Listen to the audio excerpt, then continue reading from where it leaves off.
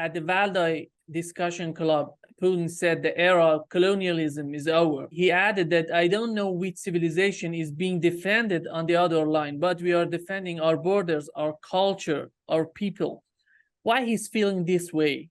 It seems that he's talking about the war in Ukraine. But yes, not only it's not so much the war in Ukraine, let's call it the war against Russia. Russia has been a bit of an odd person out within what we call the global community, so-called community.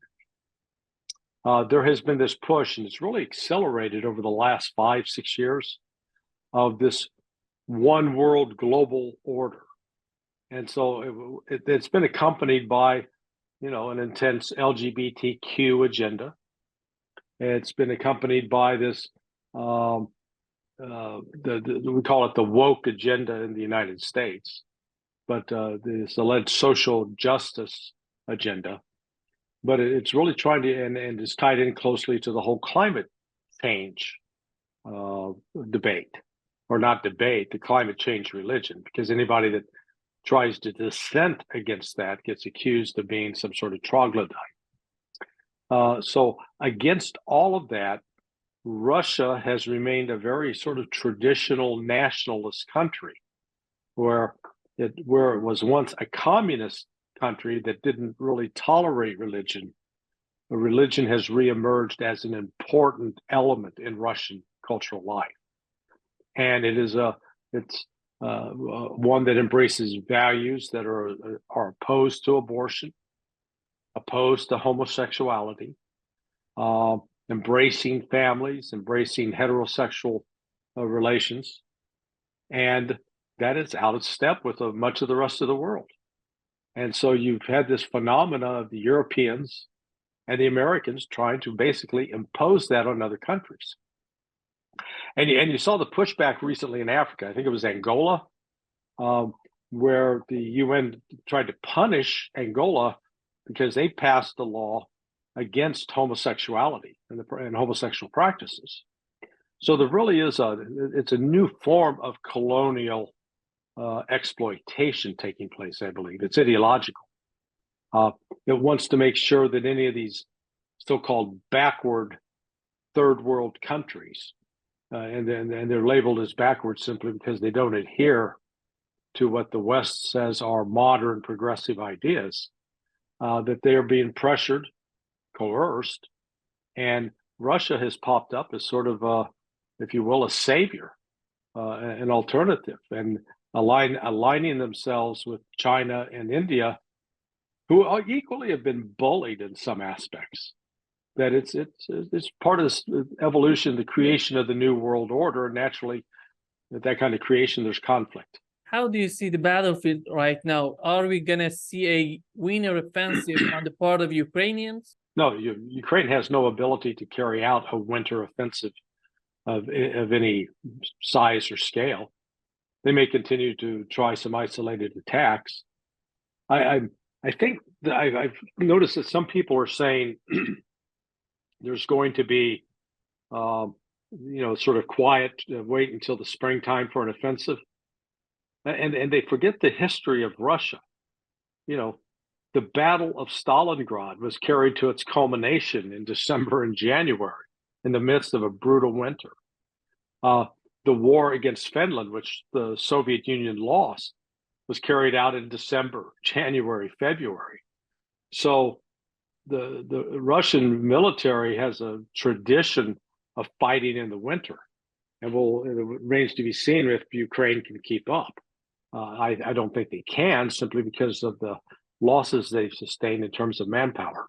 It seems that Russians are so comfortable with these three defensive lines. Are we going to have any offensive on the part of Russians, or they are comfortable with the situation they are in? Well, you're already having an offensive. It just hasn't been reported much up in around Kupiansk and the Oskol River, that Russia reportedly has entrapped maybe as many as 200,000 Ukrainian soldiers in a cauldron, as they call it.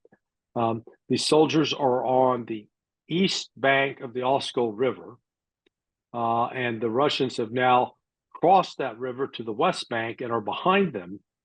So these soldiers will now have no way to really be resupplied. So, I've heard the number 200,000, also the number 80,000, but it's a significant number of troops.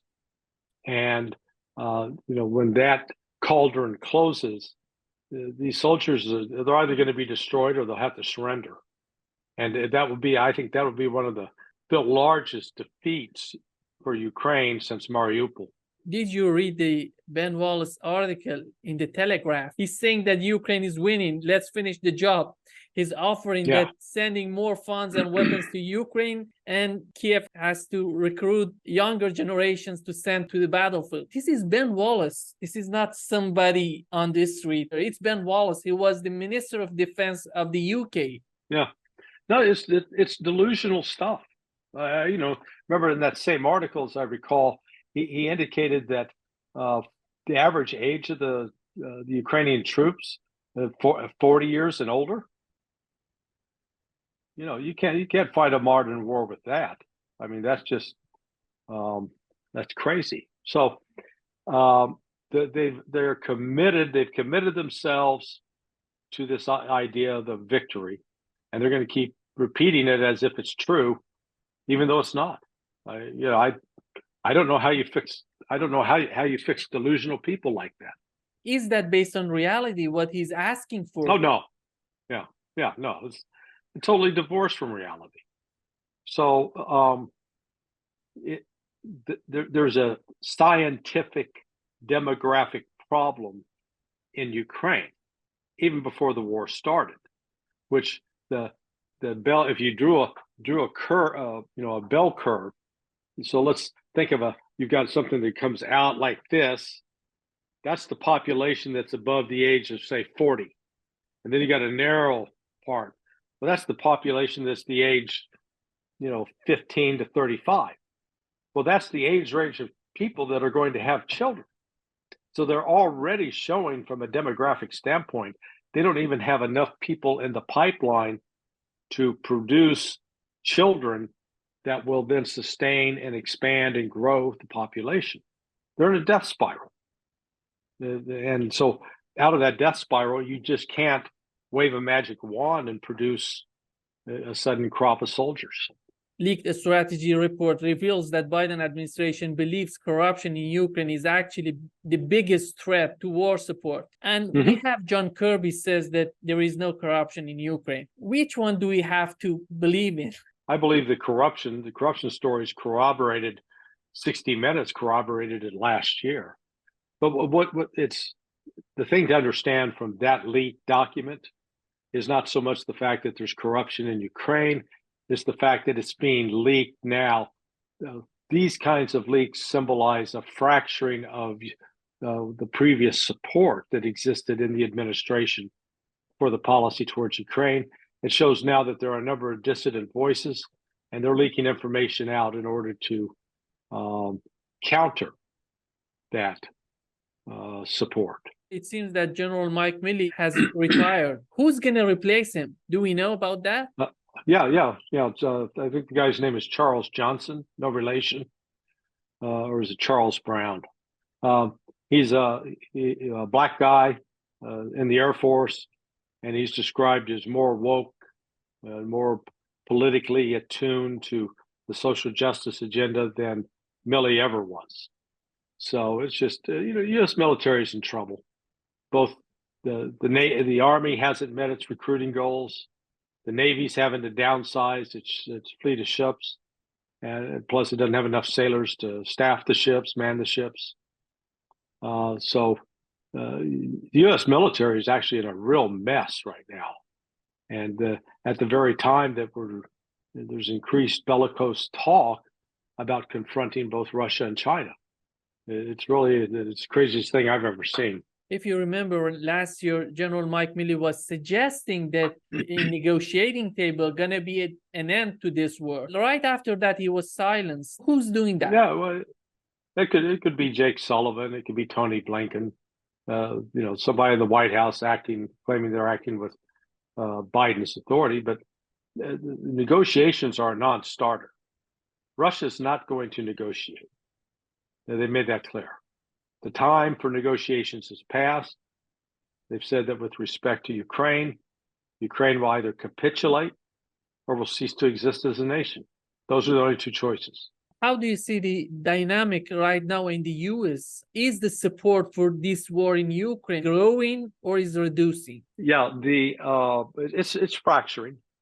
There's an element, mostly Republican, some Democrat, that want more aid to be sent to domestic needs, like where the train derailment and contamination happened in Ohio, Maui, deal with the southern border, firm up and protect the U.S. southern border.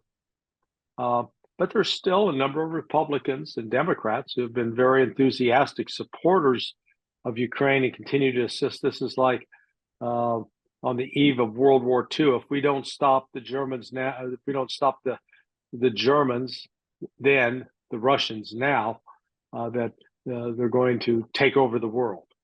So that's the fear mongering that's being used to try to drum up support. But it's now being openly debated, and the public opinion polls show that there's less public support for continuing to fund the war in Ukraine. BBC reported that Western allies are running out of ammunition. Are they running out of ammunition, those ammunition that can be sent to Ukraine, or are they run totally out of ammunition? No, they really are running out. They don't have enough to, they've got to keep a certain store in place for their reserve in the event that they had to deploy, the U.S. forces or British forces had to deploy and use it. But that's a very thin amount of resources.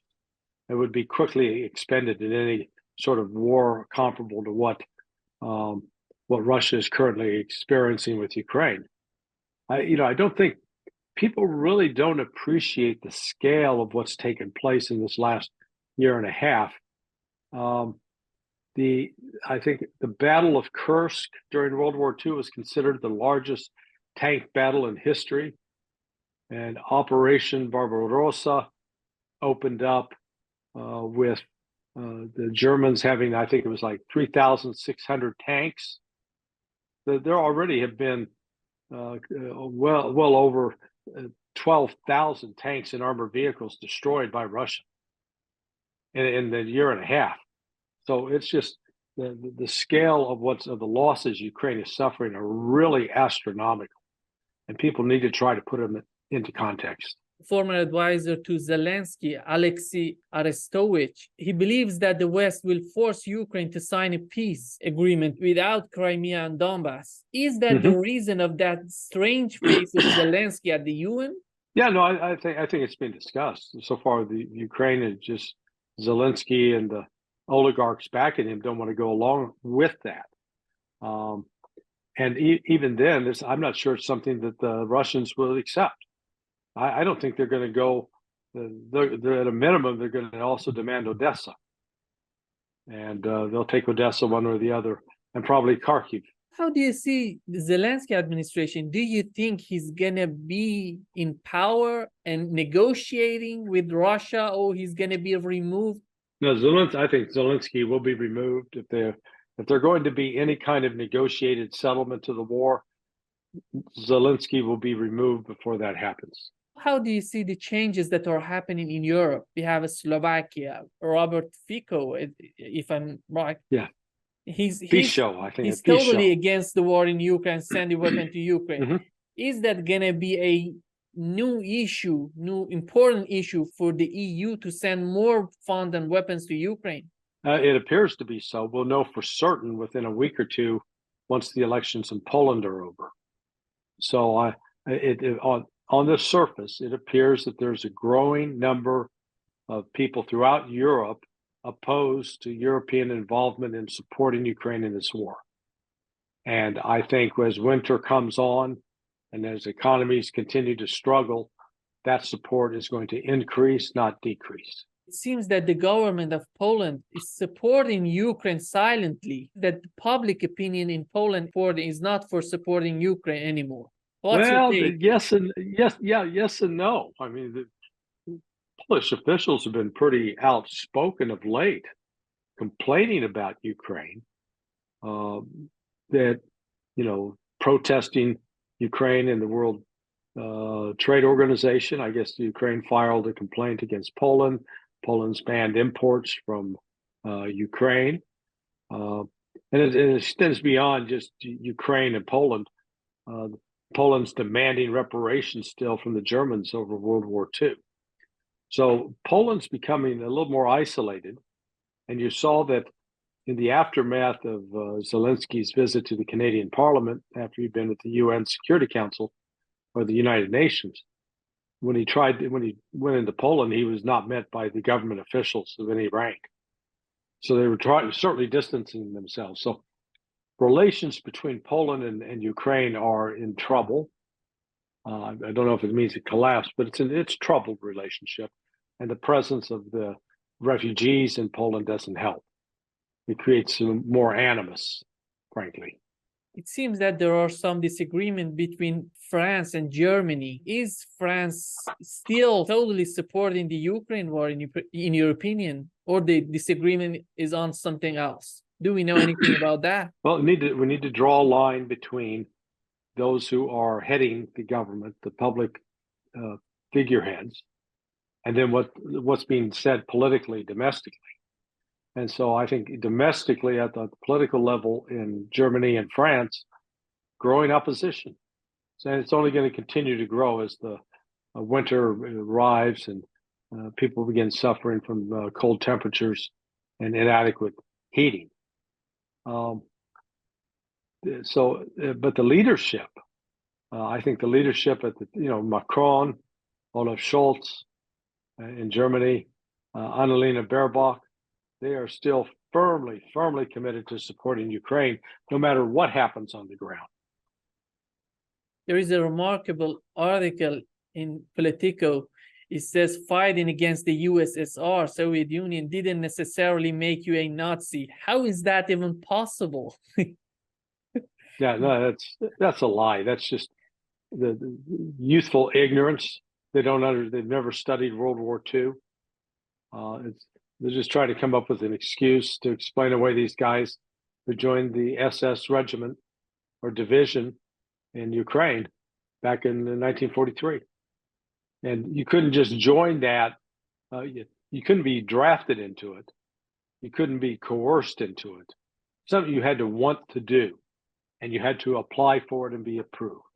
So you had to jump through hoops, and some of those hoops were to make sure that you were racially pure, that your genetic tests were done to ensure that you didn't have any Jew blood in you.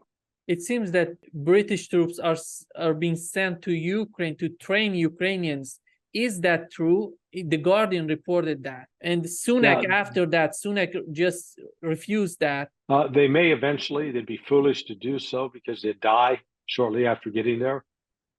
So Sunak came out pretty quickly after the defense secretary had made those statements, shot him down pretty hard in public.